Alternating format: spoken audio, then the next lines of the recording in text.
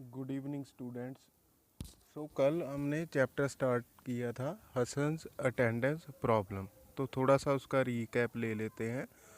तो this chapter is written by Sudha Murthy. Sudha Murthy जो थी एक कॉलेज में टीचर थी, उनका स्टूडेंट था जिसका नाम था हसन, जो पढ़ने में काफ़ी ज़्यादा ब्राइट था, लेकिन वो अपनी अटेंडेंस को लेकर इरेगुलर था।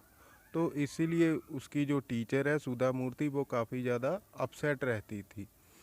तो जब भी एग्ज़ाम्स आने वाले होते थे तो हमेशा हसन की अटेंडेंस शॉर्टेज हो जाती थी, और जिसके लिए वो अपने टीचर को रिक्वेस्ट करता था कि उसकी जो अटेंडेंस है वो कंप्लीट कर दी जाए, और अलग अलग तरह के एक्सक्यूज़ेस मनाया करता था।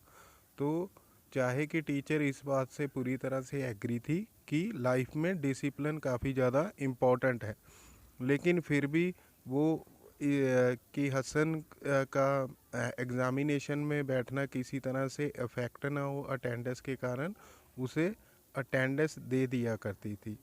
Now we will next continue from the page number 2 and paragraph third one. Once I got tired of his stories and called his parents. तो एक बार जो टीचर थी हसन के एक्सक्यूज़ से काफ़ी ज़्यादा फेड अप हो गई थी, तंग आ गई थी उसकी अलग अलग स्टोरीज़ को सुनकर, इसलिए उसने उसके पेरेंट्स को स्कूल में बुलाया और उनसे बातचीत की। Your son is a bright boy. आपका उसने उन टीचर ने उनके पेरेंट्स को बताया कि आपका बेटा जो है एक ब्राइट स्टूडेंट है।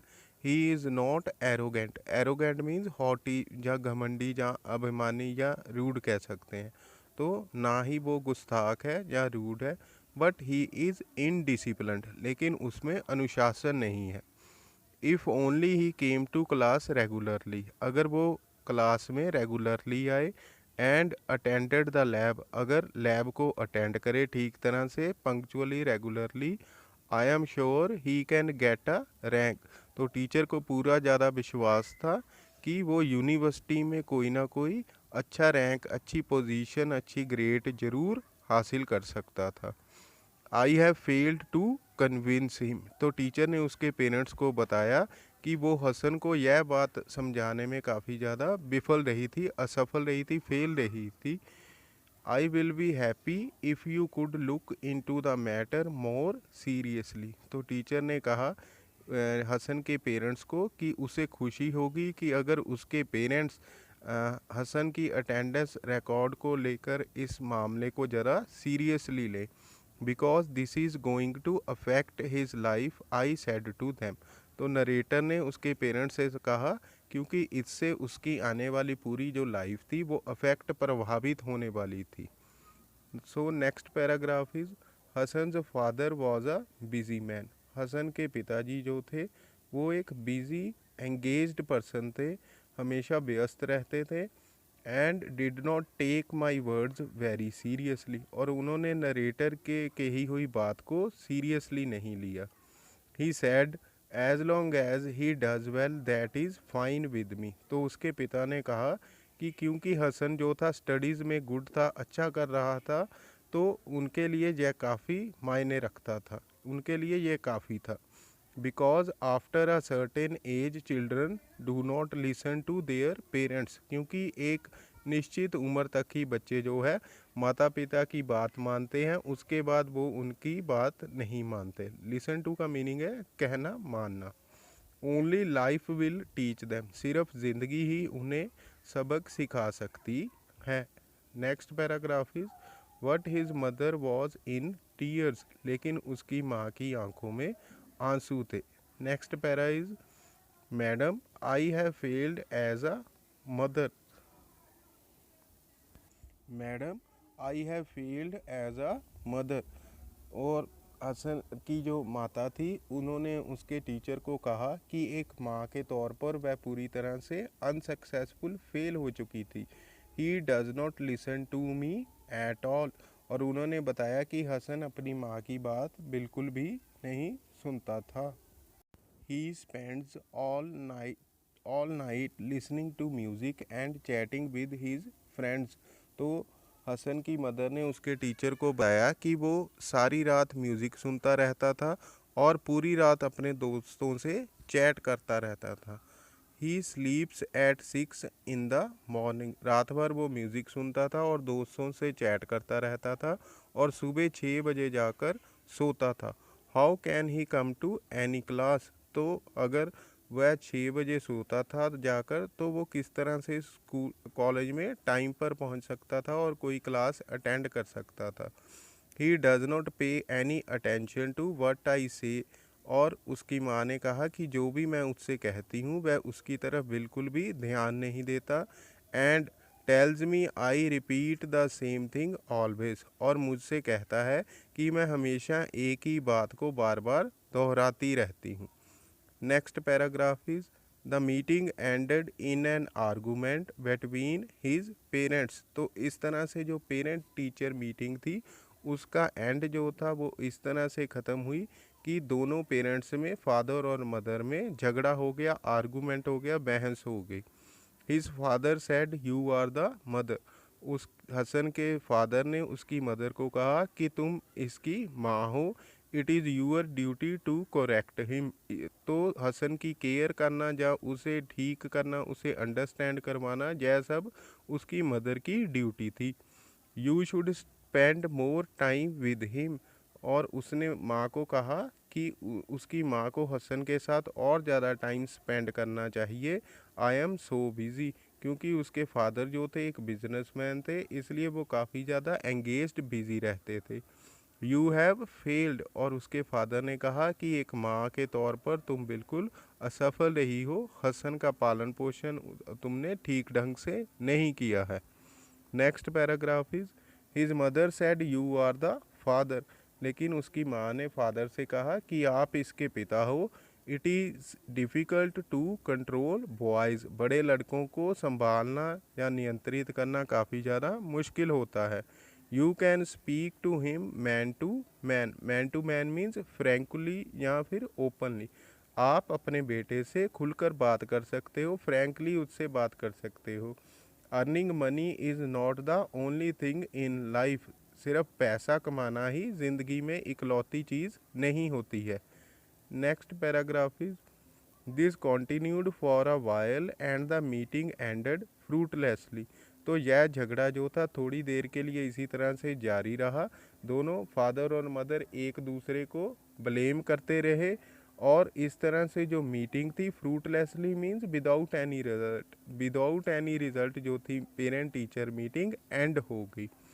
Hasan continued in his ways till he passed out of his course, तो जब तक हसन ने अपना पोस्ट ग्रेजुएशन का जो था कोर्स था जो वो ख़त्म नहीं कर लिया, उसने इसी तरह से अपने जो तौर तरीके थे वो जारी रखे। हमेशा उसकी अटेंडेंस जो थी शॉर्टेज ही रहती थी। As usual in first class, और हसन ने जो अपनी पोस्ट ग्रेजुएशन थी हमेशा की तरह फर्स्ट क्लास में पास की थी। As usual means always. He was a nice boy, Hasan जो था एक अच्छा लड़का था। ही केम एंड थैंक्ड मी, वो नरेटर के पास आया और उसने अपने नरेटर का, अपने टीचर का धन्यवाद किया। On the next page, next paragraph is madam thank you for teaching me for the last 3 years। जो हसन था वो अपने टीचर सुधा मूर्ति के पास आया और उनसे कहा कि पिछले 3 सालों में मुझे पढ़ाने के लिए आपका शुक्रिया, आपका धन्यवाद। Because of your kind heart, आपके दयालु दिल के कारण I could get all my attendance, हमेशा मुझे अपनी जो अटेंडेंस थी वो मिलती रही, मेरी अटेंडेंस जो थी कभी भी शॉर्टेज नहीं हुई। I wish all teachers were like you in the college, मेरी इच्छा है कि सभी जो टीचर हैं कॉलेज में वो आपकी तरह होते। आई लाफ्ड, तो टीचर उसकी यह बात सुनकर नरेटर जो थी हंसने लगी। God willing we will meet again, और कहा कि भगवान की अगर इच्छा हुई तो फिर हम फिर से मिलेंगे। Next paragraph is what I did not meet Hasan for a long time and forgot all about him, Hasan के पास आउट होने के बाद टीचर की कभी भी मुलाकात जो थी एक लंबे समय तक हसन से नहीं हुई और जो टीचर थी हसन के बारे में सब कुछ भूल गई थी। ईयर्स पास्ट, साल गुजरते गए। I taught many students, narrator ने काफ़ी स्टूडेंट्स को पढ़ाया। Some of them became very good human beings, उनमें से बहुत सारे जो थे वो कुछ जो स्टूडेंट्स थे वो अच्छे इंसान बने। सम बिकेम फेमस, कुछ मशहूर हो गए, प्रसिद्ध हो गए। सम बिकेम रिच, उनमें से कुछ स्टूडेंट्स अमीर हो गए। एंड सम रिमेंड ऑर्डिनरी, लेकिन कुछ जो स्टूडेंट्स थे वो ज़्यादा जो अपनी लाइफ में ग्रो नहीं कर पाए, सिंपल ही रहे। As far as I was concerned, जहाँ तक टीचर का संबंध था, दे वर लाइक माई चिल्ड्रन, तो जो नरेटर थी उसके लिए सारे स्टूडेंट्स उसके बच्चों की तरह थे। सम रिमेंबर मी स्टिल, तो नरेटर के कुछ स्टूडेंट्स टीचर को आज भी याद करते थे। And send invitations to weddings, और टीचर को हमेशा अपनी शादियों में निमंत्रित करते थे, इनवाइट करते थे, बुलाते थे। नेमिंग सेरेमनीज, और अपने बच्चों के जो नामकरण संस्कार में उसे बुलाते थे। एंड हाउस वार्मिंग्स, और गृह प्रवेश जैसे ओकेशंस, जैसे फंक्शंस में अपने टीचर को बुलाया करते थे, etcetera. If I am in town I definitely try, अगर मैं शहर में हूँ, अगर नरेटर शहर में होती तो हमेशा वह कंप्लीटली ट्राई करती थी। एंड अटेंड, और जो बच्चे उन्हें इनवाइट करते थे उनको अटेंड करने के लिए जाती थी, उनके इनवाइट करने पर उनके घरों में जाती थी। Because for me their immense, immense means great, love is my strength, क्योंकि स्टूडेंट्स का जो लव था, जो प्यार था, वो ही टीचर के लिए, जो स्टूडेंट्स का जो ग्रेट लव था अपने टीचर के लिए, वो ही टीचर की या नरेटर की शक्ति का कारण था, स्ट्रेंथ का कारण था। आज के लिए बस इतना ही। Now it is time for home assignment. Now I am here giving you some questions from the content we have read. Now try to find out these questions and write their answers in your notebook. Thank you very much.